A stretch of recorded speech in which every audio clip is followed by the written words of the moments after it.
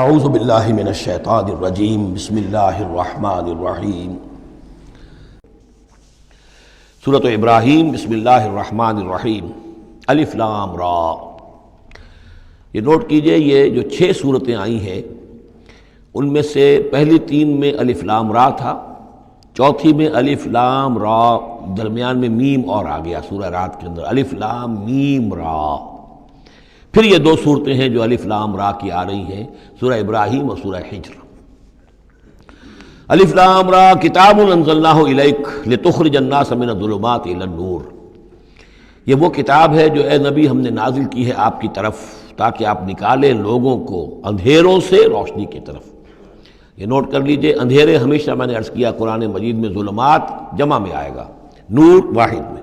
بِإِذْنِ رَبِّهِمْ، اور آپ کا یہ نکالنا جو ہوگا لوگوں کو اندھیروں سے روشنی میں ان کے رب کے اذن سے، اِلَىٰ صِرَاطِ الْعَزِيزِ الْحَمِيدِ، اور گویا کہ یہ مترادف ہے اس ہستی کے راستے کی طرف نکالنے کے کہ جو زبردست ہے، خوبیوں والا ہے، ستودہ صفات ہے، اپنی ذات میں خود محمود ہے۔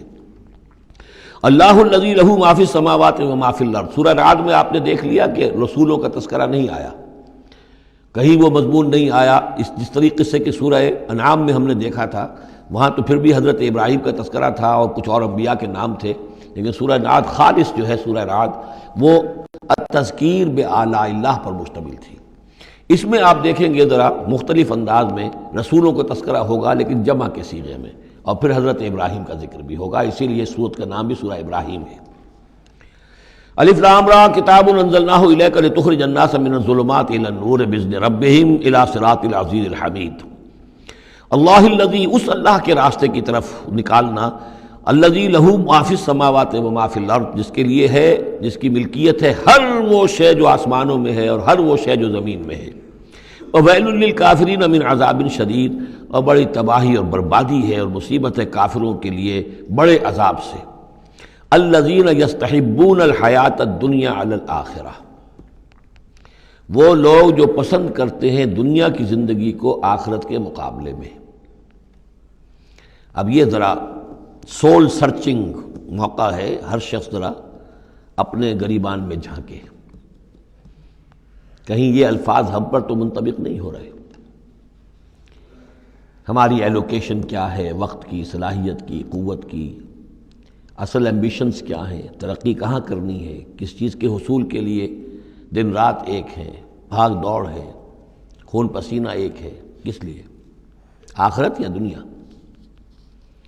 الذین یستحبون الحیات الدنیا علی الآخرہ، وہ لوگ کہ جنہوں نے پسند کر لی ہے دنیا کی زندگی آخرت کے مقابلے میں، ویصدون عن سبیل اللہ، اور وہ روکتے ہیں اللہ کے راستے سے۔ آج بھی روکتے ہیں۔ کوئی نوجوان ہے، وہ زندگی کا رخ بدلنا چاہتا ہے، اس کے والدین کہیں کہ تمہاری مت ماری گئی، دماغ خراب ہوا تمہارا، تم اپنے کیریئر کی فکر کرو، تم اپنے مستقبل کی فکر کرو، تم پروفیشن کی فکر کرو، تمہیں یہ کیا دماغ میں فطور آ گیا ہے، کس کام میں لگ گئے؟ یہ دنیا یصدون عن سبیل اللہ، روکتے ہیں اللہ کے راستے سے۔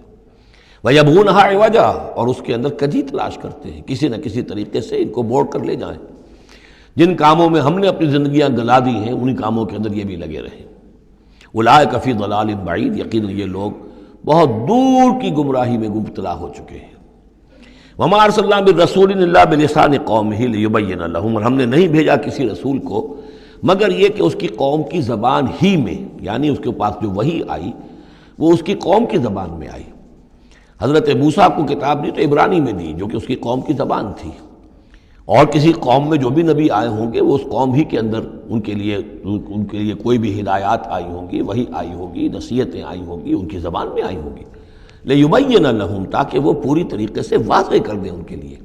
اجنبی زبان ہو، زبان کا جو ہے وہ حجاب درمیان میں ہو تو ظاہر بات ہے کہ وہ ابلاغ کا حق ادا نہیں ہوتا، پورے طور سے بات آپ پہنچا نہیں سکتے۔ فَيُضِلُّ اللَّهُ مَن يَشَاءُ، تو اللہ تعالیٰ پھر گمراہ کرتا ہے جس کو چاہتا ہے، وَيَهْدِي مَن يَشَاءُ، اور ہدایت دیتا ہے جس کو چاہتا ہے۔ اور اس میں یشاء جو ہے دونوں جگہ یہ گویا کہ اللہ تعالیٰ کی طرف بھی آ جائے گا، اللہ گمراہ کرتا ہے جو چاہتا ہے گمراہی حاصل کرنا، اور اللہ ہدایت دیتا ہے اسے جو چاہتا ہے ہدایت حاصل کرنا۔ وَهُوَ الْعَزِيزُ الْحَكِيمُ، اور وہ زبردست ہے کمال حکمت والا۔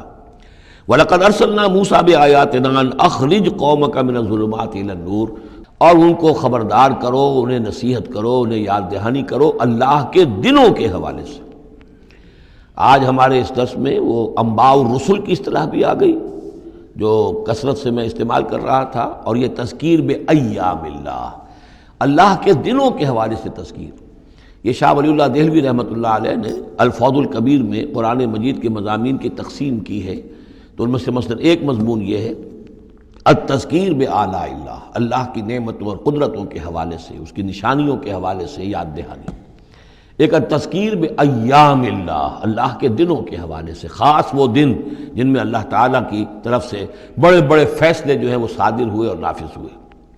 ان فی ذلک لآیات لکل صبار شکور، یقیناً اس میں نشانیاں ہیں ہر اس انسان کے لیے جو بہت صبر کرنے والا ہو اور بہت شکر کرنے والا ہو۔ صبار اور شکور یہ دونوں جو ہے کمپلیمنٹری ہیں۔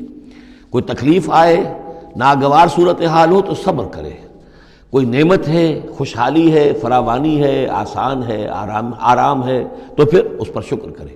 تو صبر و شکر اور شکر و صبر یہ دونوں جو ہے کمپلیمنٹری ہیں، اور یہ بندہ مومن کے لیے یہ ان دونوں میں سے کوئی نہ کوئی کیفیت اس کی ہر وقت ہونی چاہیے۔ لیکن دونوں میں مبالغے کا صیغہ آیا، صبار اور شکور۔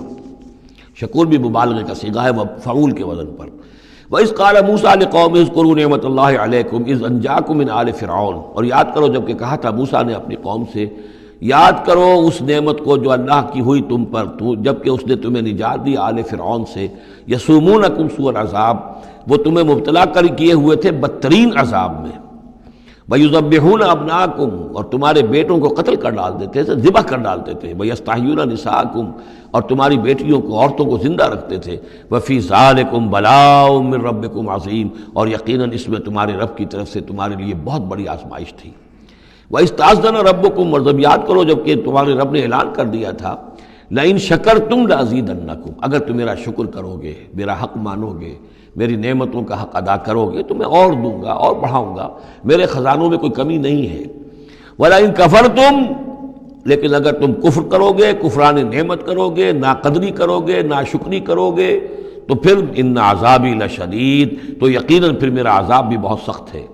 وَقَالَ مُوسَىٰ إِن تَكْفُرُوا أَنتُمْ وَمَنْ فِي الْأَرْضِ جَمِيعًا فَإِنَّ اللَّهَ لَغَنِيٌّ حَمِيدٌ، اور موسیٰ نے یہ بھی کہا دیکھو اگر تم، نہ صرف تم بلکہ جو بھی زمین میں ہیں سب کے سب کفر کریں اللہ کا، سب کے سب ناشکری کریں، کفر کریں، فَإِنَّ اللَّهَ لَغَنِيٌّ حَمِيدٌ، تب بھی اللہ جو ہے وہ تو غنی ہے، اسے کسی کی احتیاج نہیں، کوئی ضرورت نہیں، اور حمید ہے، اور وہ بہت ہی اپنی ذات میں ستودہ صفات ہے۔ أَلَمْ يَأْتِكُمْ نَبَأُ الَّذِينَ مِن قَبْلِكُمْ، کیا تمہارے پاس آ نہیں گئی ہیں خبریں ان لوگوں کی جو تم سے پہلے تھے، قوم نوح وعاد وثمود، وہ قوم نوح اور عاد اور قوم ثمود، والذین من بعدہم، اور جو ان کے بعد ہوئے، لا یعلمہم الا اللہ، اور بہت سی ایسی اور قومیں تھیں جنہیں نہیں جانتے کوئی بھی سوائے اللہ کے۔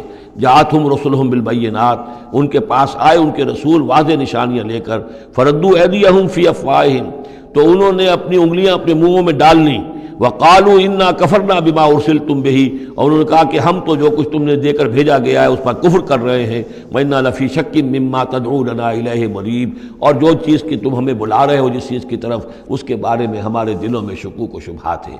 صدق اللہ العظیم۔